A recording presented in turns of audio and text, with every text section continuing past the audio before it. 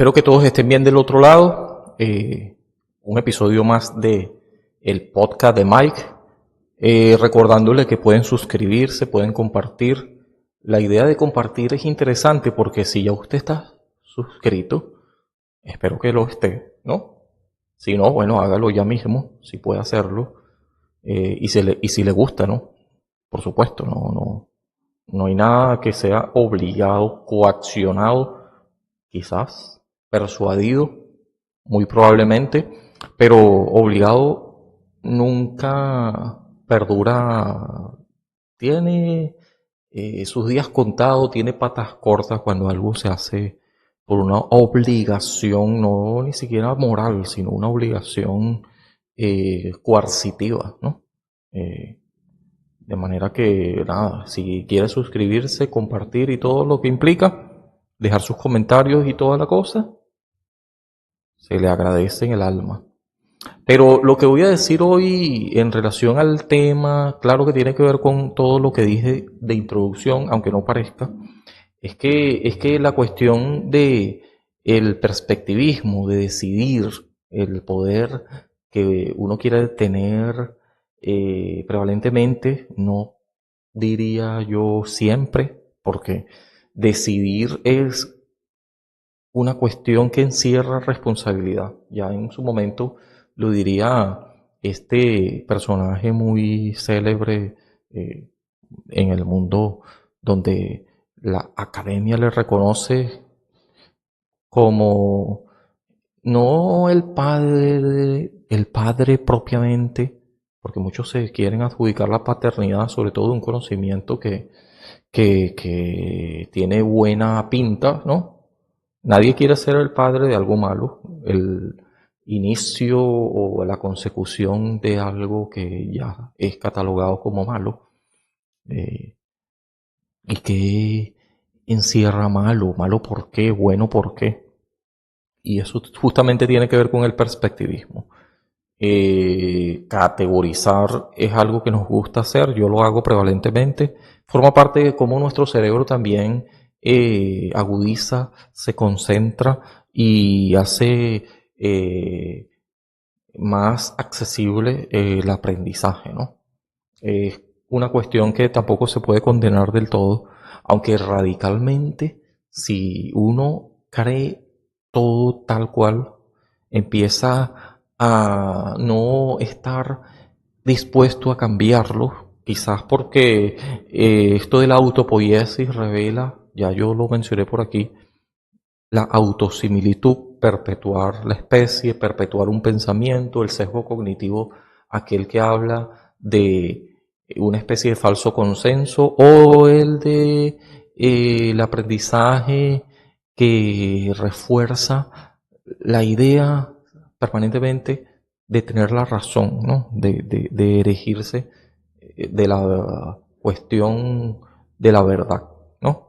De apostar por tener algo certero, cierto, no provisional, sino que lo que es deseable es que esto sea permanente en el tiempo. El tema en cuestión, y vaya que tiene que ver con todo esto, tiene que ver con la cuestión del escepticismo no radical, que eso pudiera ser un contraste y hay una línea muy delgada entre pasarse a uno y otro, sino el moderado o lo que también se pudiera decir un escepticismo relativo, ¿sí? ¿Qué significa la palabra escepticismo? Y escepticismo es algo que pudiera sonar al principio no creer en nada, alguien que no está dispuesto a ceder ni un milímetro de sus propias convicciones. Si es que tiene alguna convicción, la verdad es que pudiera parecer que no tenga ningún arraigo con nada. Y eso pues está rayando en el dogmatismo, que es una cuestión que también se pudiera catalogar un extremo muy peligroso en relación al aprendizaje y en relación al cómo ves a la otredad, ¿no?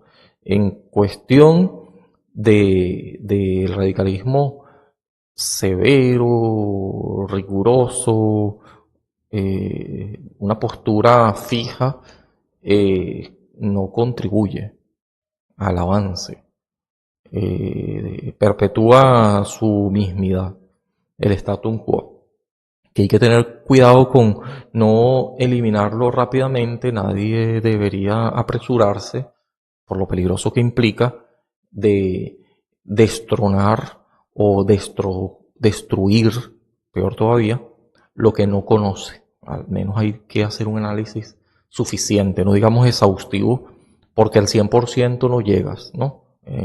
Es una cuestión de verdad, de hecho, que siempre es a posteriori. Y la verdad de razón se pudiera decir a priori, es algo que nos gustaría, pero que no siempre es el caso. Si te aferraras a tener la verdad de razón, es atornillarse al hecho de que esto es así y seguirá haciéndolo por siempre, sin dejar ninguna posibilidad de que las cosas pudieran cambiar. Y lo cierto es que el cambio es lo más probable. Por eso el escepticismo viene de una palabra griega que se pudiera traducir literalmente, no sé si es el caso, no sé si es el caso. Me permiten un momentico aquí para rechazar esta llamada, para seguir hablando, porque ya vamos a estar terminando, ¿no? Discúlpenme ese contratiempo allí, ese ruido molesto. Aunque lo que yo estoy haciendo también es una especie de fono. Espero que este fono sí tenga sentido y que nos podamos concentrar en lo que yo pudiera calificar importante. Espero que también sea importante para usted. Ya vamos a ver, el escepticismo viene de un vocablo, ya les decía, que se pudiera traducir o más o menos pronunciar, porque viene del griego, skeptikoi, de skeptektai. Mi griego es malísimo, pero esto significa examinar, examinar. Entonces, podemos ver ahí que exhaustivo, un examen que se haga de manera exhaustiva, sería una palabra clave, una palabra importante como para definir o por lo menos acercarnos al significado, que una cuestión escéptica no implica que sea no creer en nada, sino asegurarse, examinar, estar dispuesto a que en algún momento una contingencia pueda hacer que surja una idea nueva o que por lo menos se pueda no reforzar de manera necesaria, sino que, porque aquí hay que hablar de David Hume, del escéptico por excelencia, que algunos proclamaron ateo, pero si uno revisa su obra, sobre todo la obra de David Hume en cuestión, eh, que no fue la que le hizo famoso, ni mucho menos, pero en su momento no fue apreciada, ¿no? No, no tanto como su labor de historiador, examinando, quizás así pudiéramos decir, fue célebre en vida, la obra de la historia de Inglaterra, ¿no? Del Reino Unido, de Gran Bretaña, de todo eso que implica, porque hay que decir que este David Hume es inglés, pero no exactamente se pudiera llamar inglés, y hay una controversia importante y que tiene que ver con el nacionalismo. Es verdad que el país en cuestión de donde él procede es parte de la, y creo que hasta el día de hoy, del Reino Unido, que en su momento fue un reino muy fuerte, ¿sí? Siglo XVIII, siglo XIX, hasta bien entrado el siglo XX, diría yo, y hoy en día tiene mucha influencia también, pero lo cierto es que David Hume no es, ni se pudiera decir inglés, ¿es inglés o no? sino más bien, porque no es de Inglaterra exactamente, de la isla de Inglaterra, sino más bien procede de Irlanda, ¿no? Es irlandés, ¿sí? Y bueno, más allá de esta pequeña curiosidad relacionada al autor en cuestión, quisiera referirme a la obra de David Hume que tiene que ver con el entendimiento humano, cómo es que nosotros entendemos. Y cuando nosotros entendemos algo, creeríamos que hay un consenso de que así debe ser, así lo debe entender todo el mundo. Y no es así, no es el caso, ¿no? Porque cada persona es individual y este acto de individualidad, ni siquiera nombré el autor anterior, eh, Sartre, ¿no? Padre del existencialismo, aunque padre del existencialismo, más bien hay que decir que es Soren, por lo menos es alguien que está más atrás en el tiempo con estas ideas del existencialismo, tal como las conocemos ahora y que claro, han evolucionado en el tiempo, en el sentido de que han estado adjudicándosele otras personas que también se comprometieron con este tema, como es el caso de Sartre, ya en la, yo diría, actualidad, ¿no? Sin hablar de la modernidad, que ahí sí pudiéramos decir que Soren Kierkegaard es alguien de esa época, ¿sí? Y él sí que nos habló muchísimo de la individualidad. Yo creo que hice un video al respecto, pero sí que se puede ampliar más este tema. Este de aprender y de verlo como un hecho individual, sobre todo el hecho de entender, del cómo yo lo entendí, no significa que todo lo haya entendido, ni tampoco significa de que todos lo hayan entendido igual. Tampoco significa de que en el tiempo yo siga pensando lo mismo de manera obligatoria, comprometido con el, esta cuestión que viene del compromiso ontológico, ¿no? De mi esencia que debe perpetuarse, de una especie de ego, ¿no? Y yo no quiero en algún momento, no es lo deseable, aunque sí es lo razonable, si es que queremos decir algo que pudiera llegar a ser razonable, ya hablábamos de que el caso de David Hume con el escepticismo nos diría que esto de ser razonable es verdad, es acomodar las cosas, pero que la cuestión de ser razonable está atada a lo que es las pasiones, las emociones. Así que lo racional, en todo caso, es una acomodación o se va acomodando a lo emocional, así que vale la pena no llamarlo tanto racional, sino, ¿cómo le diríamos? Le diríamos que es una especie de racionalización. Yo acomodo las cosas a lo que de todas maneras pudiera comprometerme en mis emociones, ¿no? En las pasiones, diría David Hume. De modo que la ética aquí queda relegada a un campo meramente individual, ¿sí? Algo muy, muy personal, muy, muy llevado por un pensamiento, ya no diría eh, de unas ideas que tienen que ver con aquella impresión, pero que no todos se llevarían la misma idea de esa impresión, ¿sí?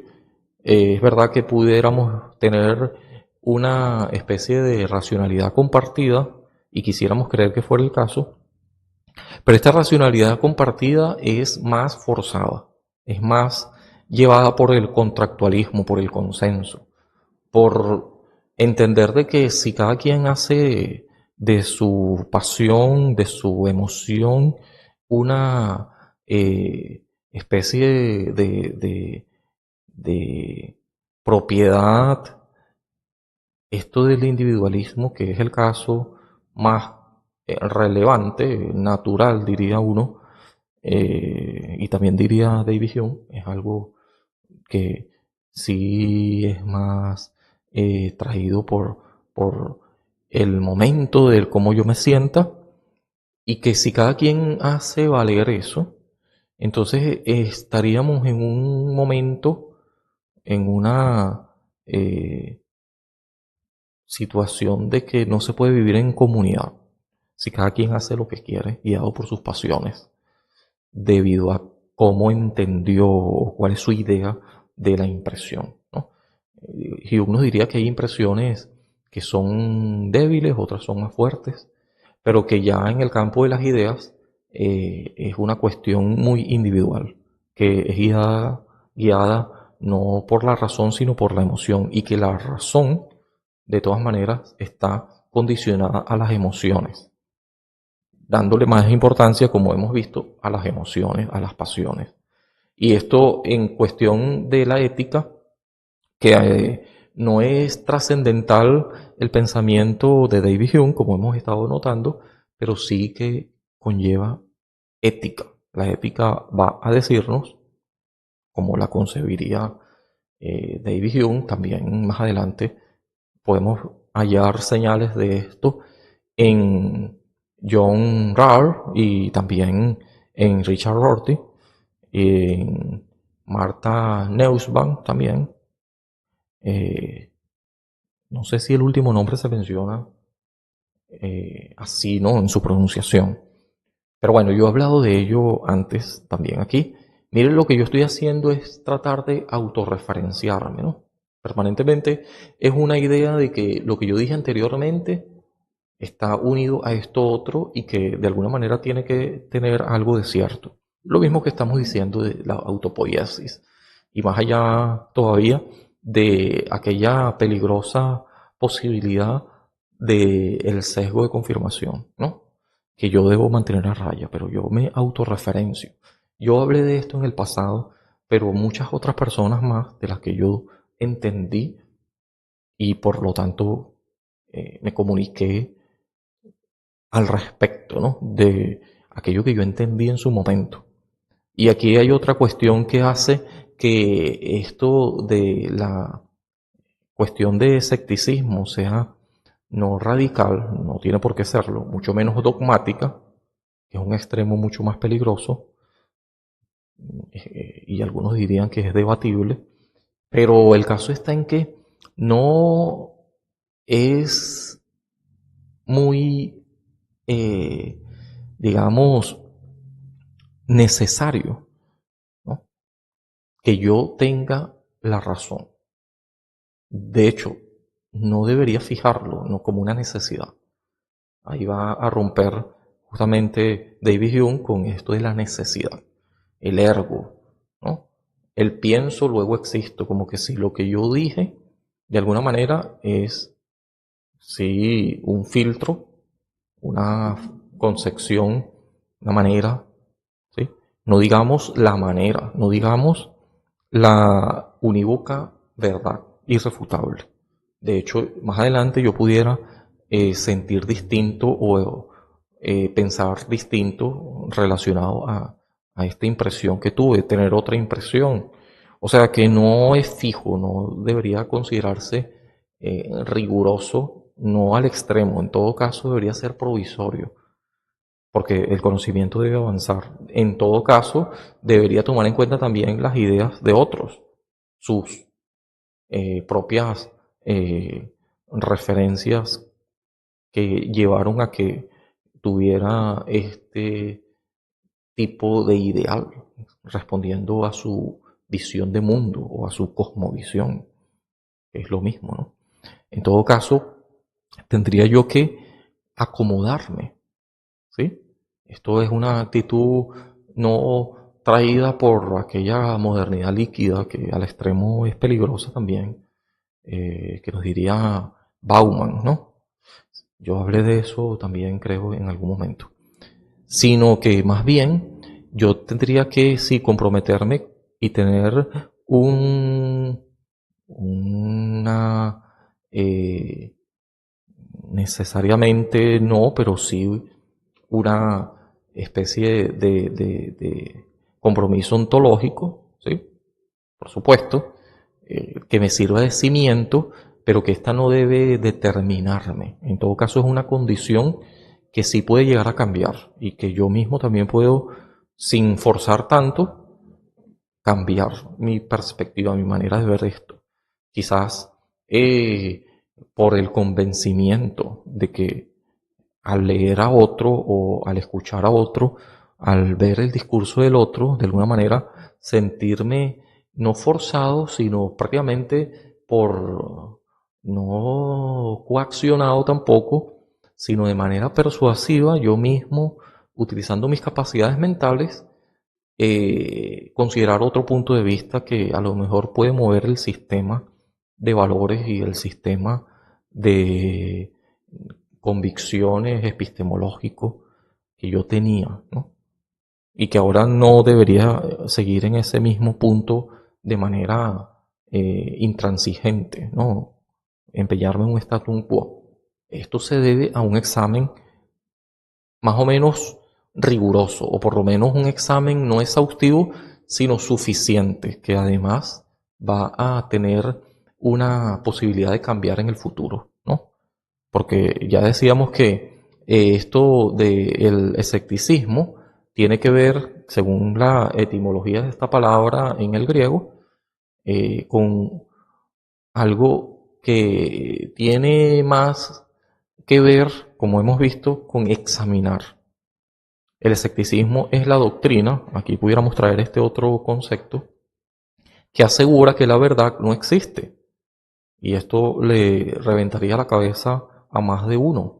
Decíamos que cada quien quiere tener la verdad. Y en este sentido nos diría esta cuestión del falsacionismo de Popper, de que en algún momento esta verdad puede derrumbarse de alguna manera, sucediéndole una anomalía, ¿no? Y esta anomalía eh, nos diría también Thomas Kuhn que llevaría a revisar el paradigma, ¿no? Y entonces nos diría Inri Lakatos que no es cuestión de falsear y esto comprometer el progreso del conocimiento también, en todo caso, porque lo comprometería, porque no estarías avanzando en función de lo que actualmente conoces y que en el pasado otros concebían de otra manera, pero que puede que en el futuro tenga que hacerse un revisionismo y entonces lo anteriormente desechado empiece a tener sentido. ¿Sí? Es decir, que no es que lo pasado pasado ya deja de ser relevante porque tiene que ver con el presente y de hecho puede imponerse como una especie de paradigma que sin haberlo rechazado de manera rotunda entra en el paraguas, por así decirlo, de los programas de investigación, como diría Lakatos. Es decir, algo que debe todavía estarse considerando, si bien no es la predominancia, ni tiene por qué ser fijo lo actual, ni lo pasado tiene que, de alguna manera, estar fijo en un lugar del tacho de basura. No debe ponerse más bien en un invernadero, como que si no lo vas a sacar de ahí más nunca, sino que este invernadero da la sensación de que en algún momento puede volver a usarse, a considerarse, al menos ponerse en la mesa, ponerse en consideración como algo que pudiera tener sentido en este momento. Y ese revisionismo tendría que ver con lo exhaustivo también, con examinarlo, ¿no? Así que no es que no haya una verdad eh, existente, porque lo real es algo que existe, ¿no? La realidad sí es relativa. Cada quien tiene su realidad según su propio sistema de valores, de creencia, de crianza, etcétera, etcétera. Y de la ecología del desarrollo humano, de la zona de desarrollo próximo, diría Vygotsky.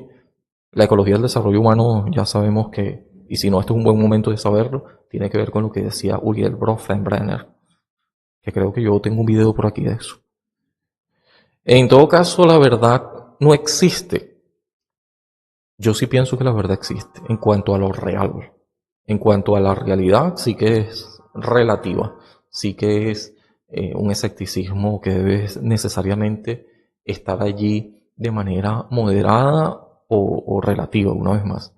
Entonces, Husserl nos diría que la verdad existe en el plano fenomenológico, que es una manera de mantener a raya los sesgos y considerar la otredad, en el sentido de que eh, este dualismo sujeto-objeto no es el caso, es un monismo sujeto-objeto que es que se va de alguna manera asumiendo un papel y otro, ¿no?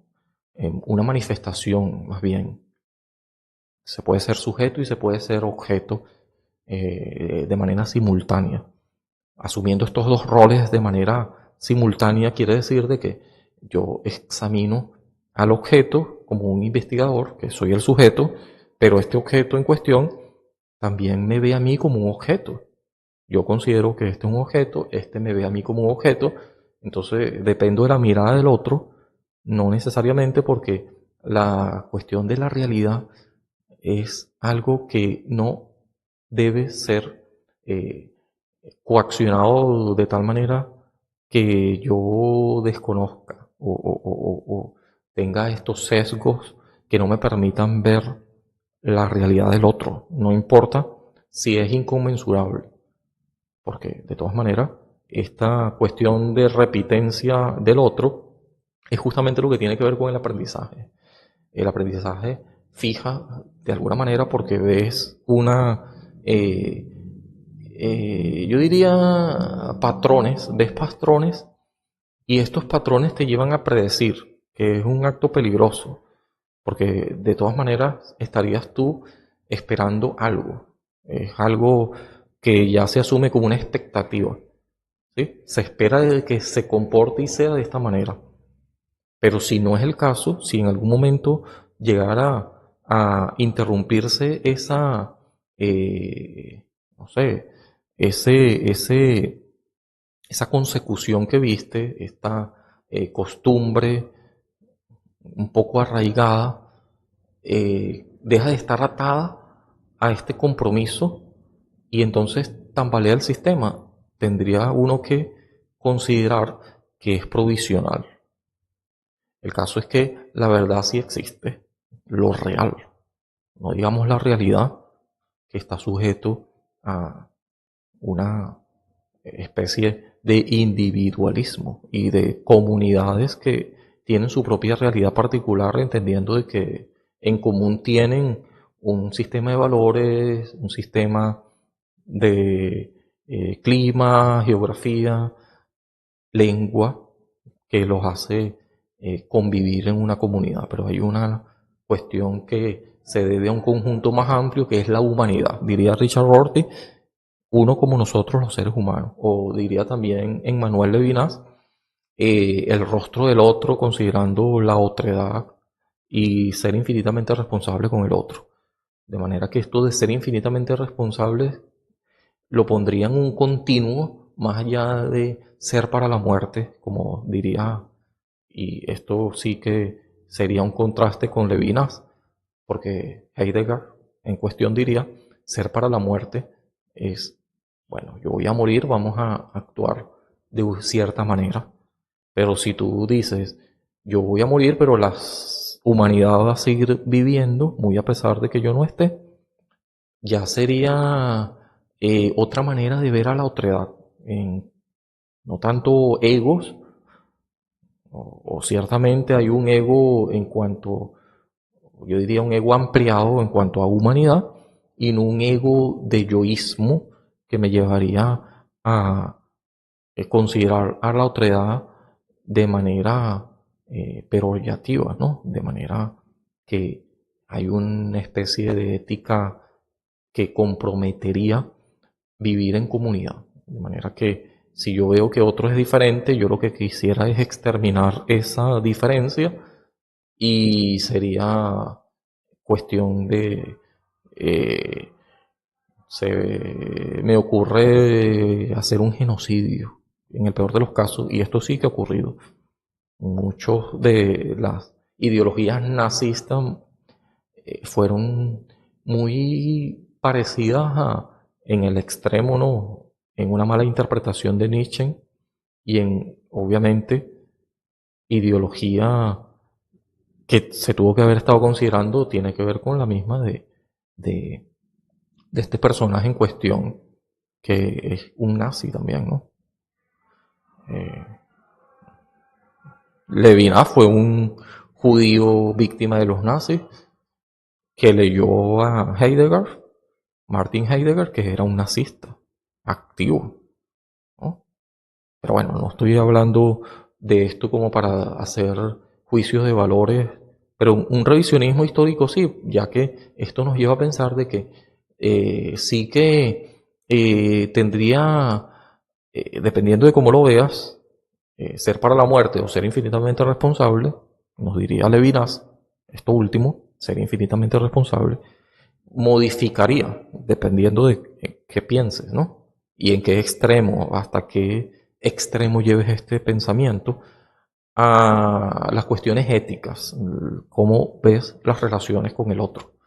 Esta otredad irreductible no debe exterminarse, no debe, de alguna manera, nos diría también, yo no sé si yo he hablado aquí explícitamente de él en un tema, pero sí que sale a relucir aquí esto de que la cuestión, David Hume ya lo diría más adelantado a su tiempo, de que está guiado por las emociones, la ética. En todo caso, cada quien tiene sus propias emociones, es un acto individual.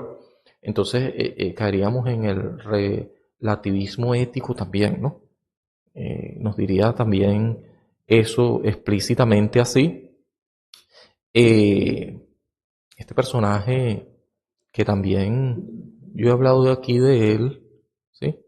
A veces se me olvidan las cosas, ¿vale? Sobre todo los nombres, ¿sí? Pero sí, el relativismo ético, ¿sí? Eh, ya me voy a acordar. David Hume sí que diría eso también, ¿no? Entonces la cuestión de ser radicalmente otro entraría en el plano de las emociones, de cómo sientes, ¿sí? Más que cómo piensas, y estaría comprometido el cómo piensas, que es racionalismo, podríamos decir, pero que eh, la cuestión del empirismo, ¿sí? Que es justamente la corriente que persigue y que va a llevar a su extremo David Hume, es que cómo sientes tiene que ver con lo sensorial, tiene que ver con tu impresión, ya no traída como algo unívoco, sino como tú tienes una idea de esa impresión, que no es lo mismo para unos y otros, ¿sí? Es algo netamente individual. De modo que eso tiene que ver con la ética, pero al mismo tiempo la compromete, porque si cada quien hace lo que le da la gana según lo que sus emociones expresan, das rienda suelta a tus emociones y eso entraría en conflicto con otro. Así que para domesticar eso de alguna manera, para traerlo a una convivencia, hace falta algo que tiene que ver con el contractualismo, llegar a un acuerdo, ¿sí? Ampliar el acuerdo, diría Rorty, y Jean-Jacques Rousseau, que fue amigo de David Hume, no por mucho tiempo, según nos cuentan, pero estaría diciéndonos que esta idea del contractualismo viene a donde terminan mis, eh, más o menos así se diría ahora mismo, ¿no? No sé si fue esta exactamente las palabras que usó en su momento Jean-Jacques Rousseau en la cuestión del contrato social, donde terminan mis, eh, yo cambio deberes, ¿sí? Son mis derechos, los derechos del otro, también es la frontera, ahí terminan mis derechos, justamente, y también yo pudiera comprometer mis derechos en función a mis deberes. Yo hago ciertos deberes, tengo que asumirlos para vivir en sociedad, en comunidad, y que mis derechos de alguna manera se ven resumidos o en dependencia de los derechos del otro. Hay que llegar a cierto consenso. Eso es el contractualismo. Y como es llevado por las emociones, la ética, para domesticarla hay que recurrir a la razón. Esto es ya más artificial y se debe justamente a leyes, a normas, a un corsé. Y este justamente es justo, nuevamente, lo que va a llevarnos a, de alguna manera, estructurar, ¿no? Normar, y no es naturalmente atraído por emociones, sino artificialmente llevado por las razones, acomodarlo para que todos puedan sentirse más o menos felices en promedio, pero no completamente, ya que no deja que las emociones se dejen a riendas sueltas. No sé si me explico, ¿no? Esto es éticamente responsable en función al otro, pero no me dejo llevar por mis pasiones y deseos, no los dejo a rienda suelta porque eso comprometería, entraría en un conflicto con los derechos y con los valores, creencias de otro. Entendido de que la creencia que yo tengo es relativa. La cuestión del dogmatismo llevado a un lugar oscuro ha traído problemas, por tanto hay que hacer consensos.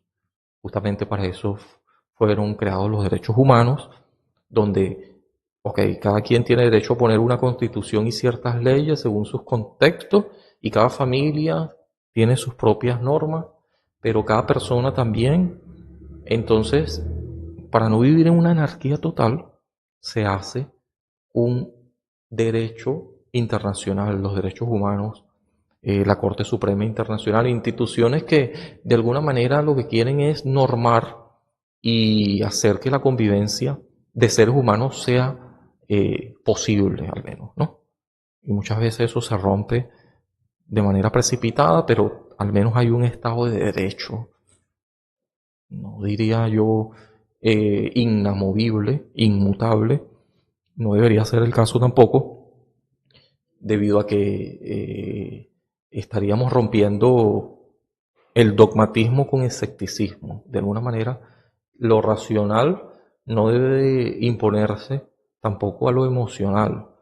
Es al revés, hay que racionalizar, hay que acomodar las cosas, pero sin que el más desfavorecido se vea suprimido, sino más bien, así nos diría John Rawls, mientras el más desfavorecido de nosotros pueda vivir aceptablemente bien, no se vea comprometido en su dignidad humana, entonces en promedio, no trayendo con esto una igualdad, sino una equiparación, todos los demás pudieran estar en el azar de la vida, porque pudieras tú en algún momento estar en ese lugar desfavorecido, vulnerable, y no estar en un lugar tan, aunque no es el más premium, ¿no?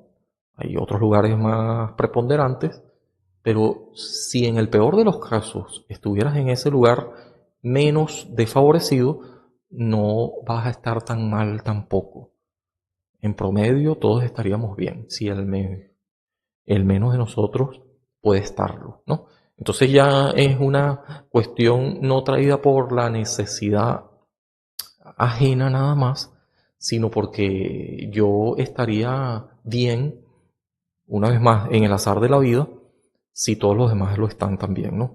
De alguna manera, producir felicidad, y es una cuestión de empatía, como podemos ver, no innata, sino, nos diría Richard Rorty, algo que debe acomodarse de manera racional, ¿sí?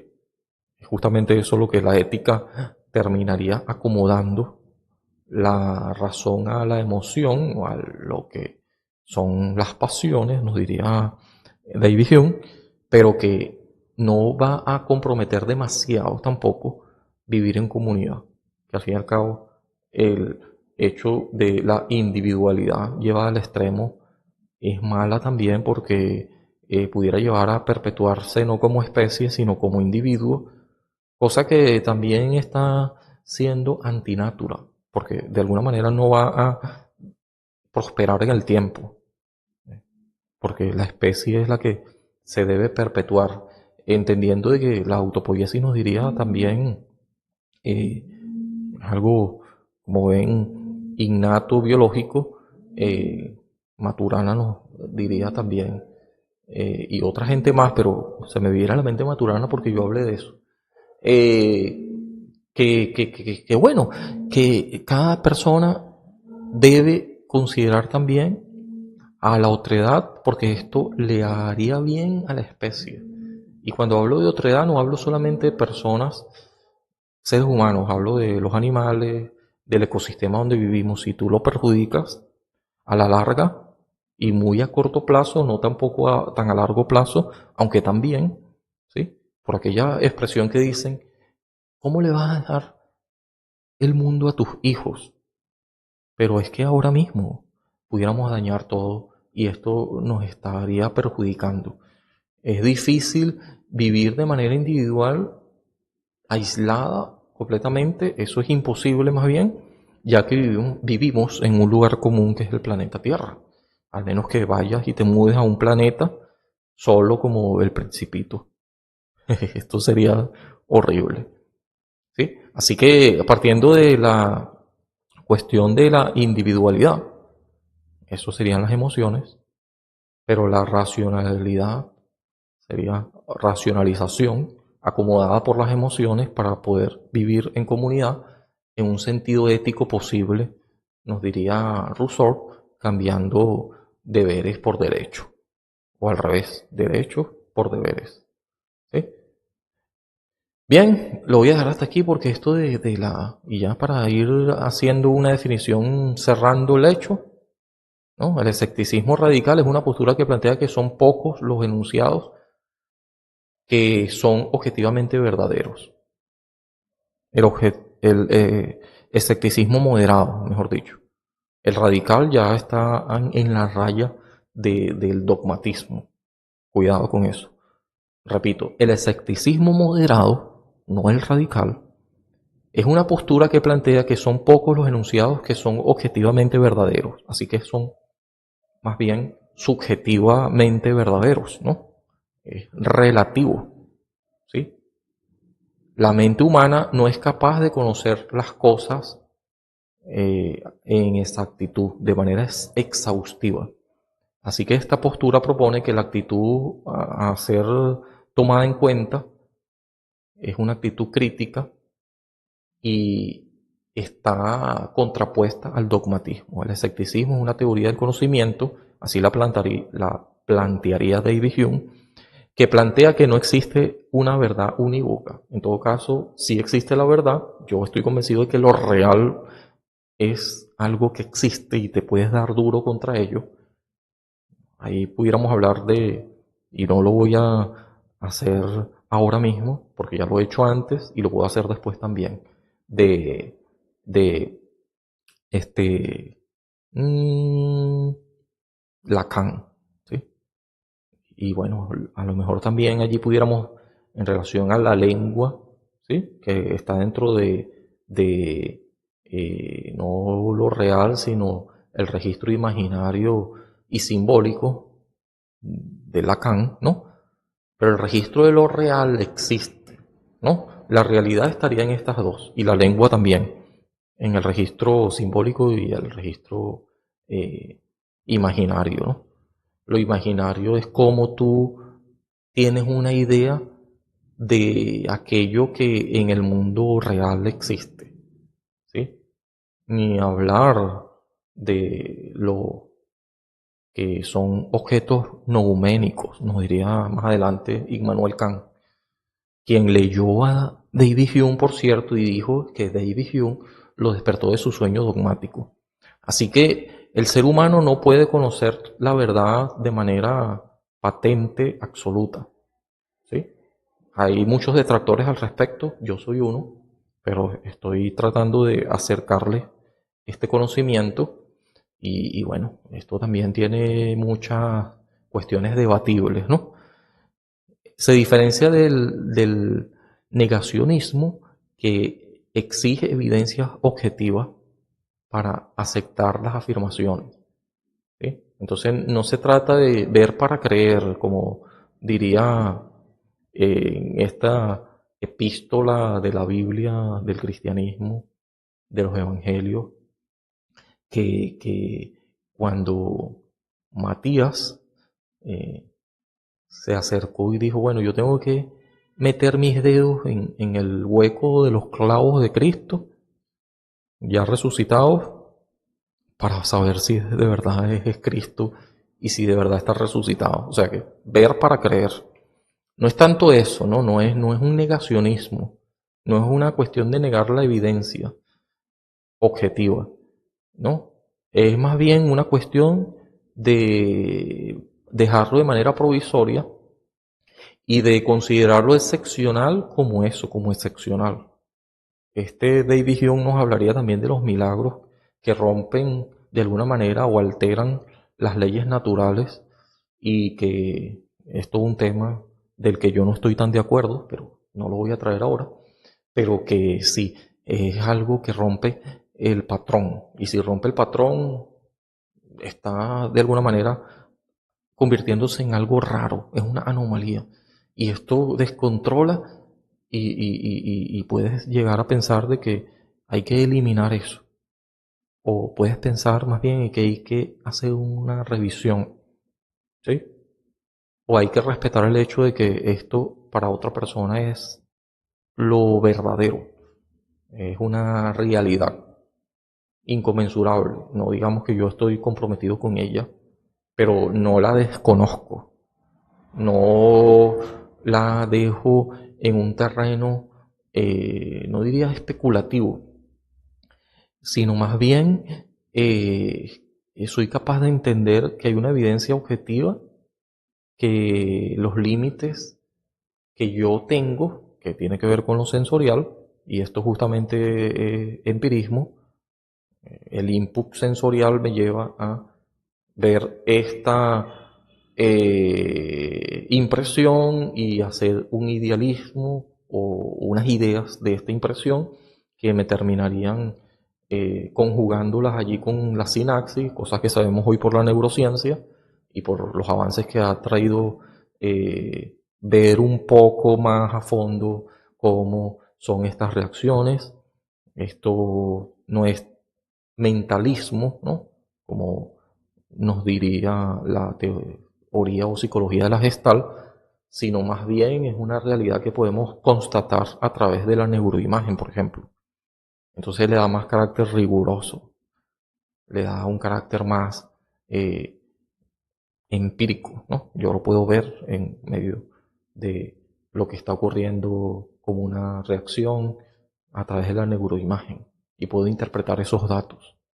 Así que no es algo mentalista mágico, no tampoco es el hecho de que porque yo no lo pueda entender no existe, probablemente sea un límite de mis alcance, de mi alcance, ¿no? Un límite humano, del entendimiento humano. Así que hay que ser escéptico, no radical, moderado, mucho menos dogmático, y tampoco hay que considerar de que la evidencia objetiva es siempre probable, sino que hay que dejarla por allí y estar pendiente al falsacionismo de Popper sin dejar a un lado la cuestión de Inri Lakatos, que nos diría de que hay ciertamente anomalías que van a suceder, hay paradigmas que se van a eliminar, no van a sostenerse como el geocentrismo, por ejemplo, que nada que ver con el terraplanismo. Ahora vivimos en un mundo geocéntrico y eso nos lo hizo ver la tecnología de tratar de ampliar el espectro. No nos quedamos fijados de manera dogmática. No es que no creamos nada, eso no es lo que quiere decir escepticismo, sino que lo examinamos, ¿sí? La manera más rigurosa posible de examinar algo es exhaustivamente, pero esto, por supuesto, tiene que ver con lo que es cierto en un tiempo, que no necesariamente tendría que trascender en el tiempo, no es trascendental, ¿sí? Eso es lo que va a borrar David Hume de su concepto de lo que es entender, ¿sí? Pero bueno, esto es debatible, esto es discutible, esto tiene que ampliarse, esto tiene que acabarse porque he hablado mucho, pero ya es algo importante que podemos estar pensando de que un escéptico moderado es una persona realista, es una persona consciente de sus propias limitaciones, es una persona o una postura que no nos ata necesariamente a una idea, no la fija permanentemente, pero que no lo lleva al extremo. Es una persona moderada y muy pisando tierra. eh, mm, Flexible, no por la modernidad líquida, cuidado, pero sí flexible. Chao, nos vemos otro día. Chao, chao.